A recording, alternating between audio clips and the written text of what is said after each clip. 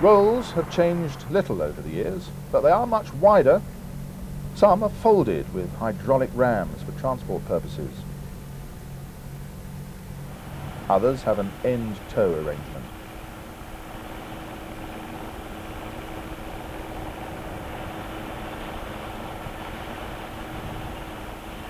By the mid-1980s, power harrows were in widespread use.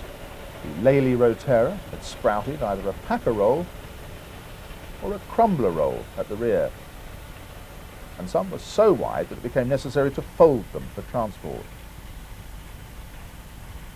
Power harrows remain dominant in the arable farming scene. This 1995 Rotary Harrow is working in combination with a front press on the Lamborghini.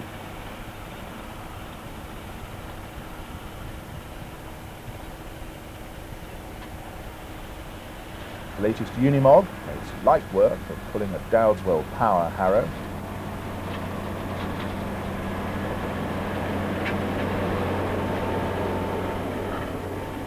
This Cavernland harrow is well within the capability of the Massey Ferguson 6150.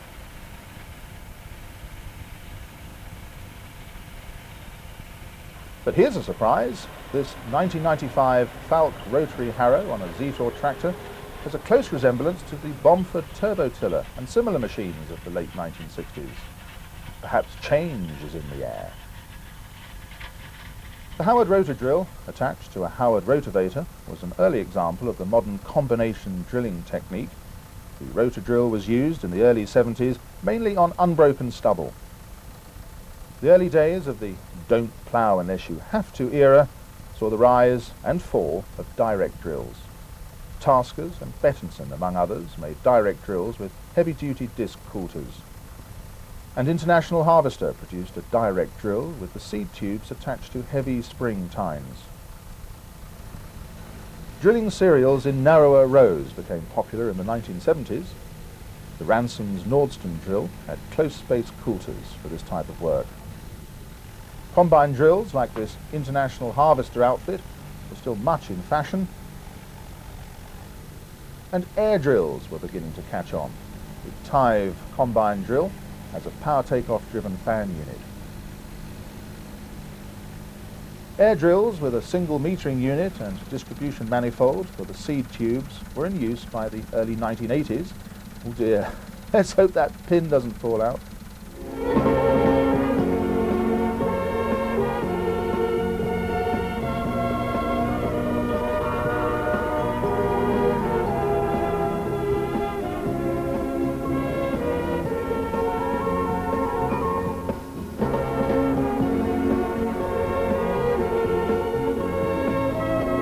This Tume combine drill could be supplied with disc or Suffolk coulters.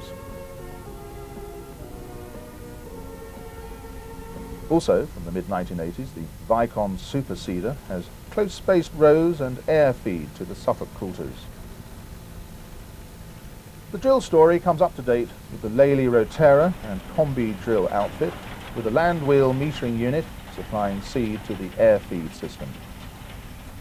And for the really high outputs, the front hopper carries additional seed, which is transferred to the rear hopper, giving long periods of non-stop drilling.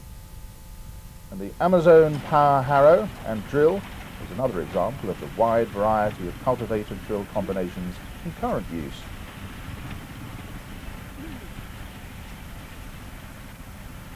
Some of the latest cultivator drill combinations don't include a power harrow. Cultivator tines prepare the seedbed on the Vaderstad drill. Air from a power-driven fan carries the seed to the coulters, and zero-pressure tires consolidate the soil.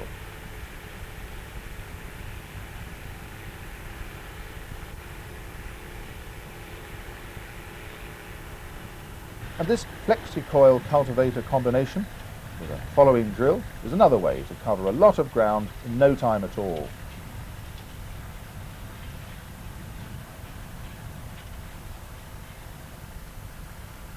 And in case you've forgotten, this was one of the more popular drills in the 1950s.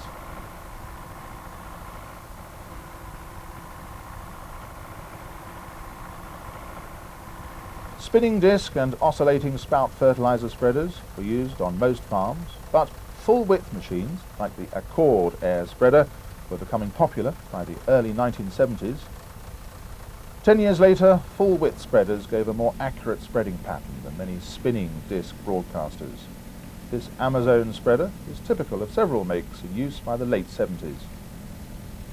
Trailed models with large capacity hoppers were added to the range of mounted Vicon Vary spreaders, and these machines remained in production throughout the 1980s. Spinner broadcaster design had been improved by the mid-80s. Some broadcasters had a single disc. Others, like the Lely Centerliner, with twin discs, which offer improved accuracy and wider spread pattern, has brought spinner broadcasters back into fashion. Recent improvements include hopper tilting mechanisms to keep fertilizer away from hedges and ditches. Crop sprayers were still relatively simple in 1970, but most manufacturers, including Dorman of Ely and Ransoms of Ipswich, were both making sprayers with plastic tanks. In common with other machines, sprayers had increased in size by 1980. This trailed crop sprayer is typical of the period.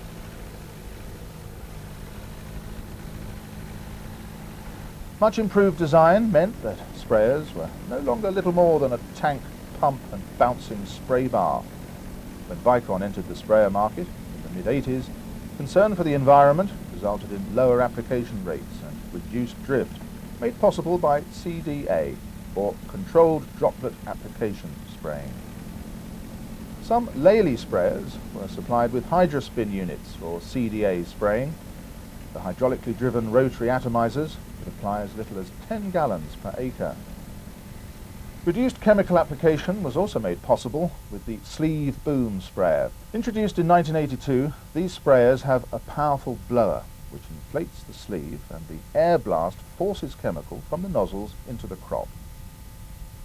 Self-propelled sprayers, used mainly by contractors, also appeared at this time. With wide booms, high-capacity tanks and wide tyres, these machines cover many acres in a day.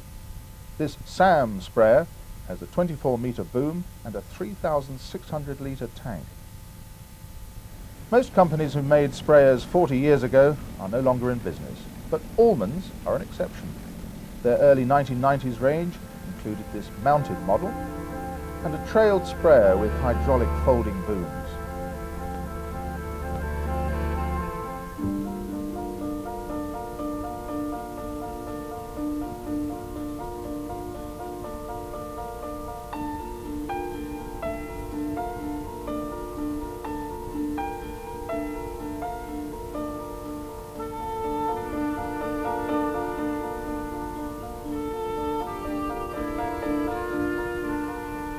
This mounted sprayer has the AirTech system with twin fluid nozzles. Chemical from the nozzle is further atomized and carried by compressed air into the crop.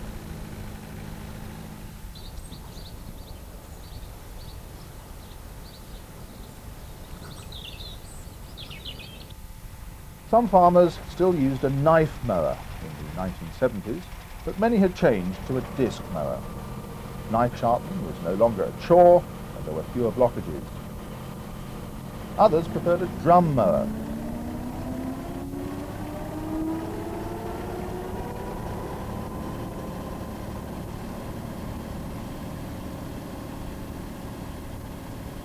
And some used a mower conditioner to cut the hay.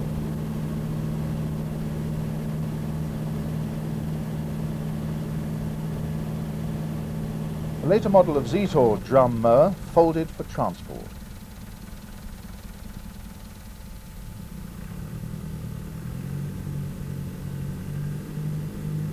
Claas were also making drum mowers and mower conditioners in the 1980s.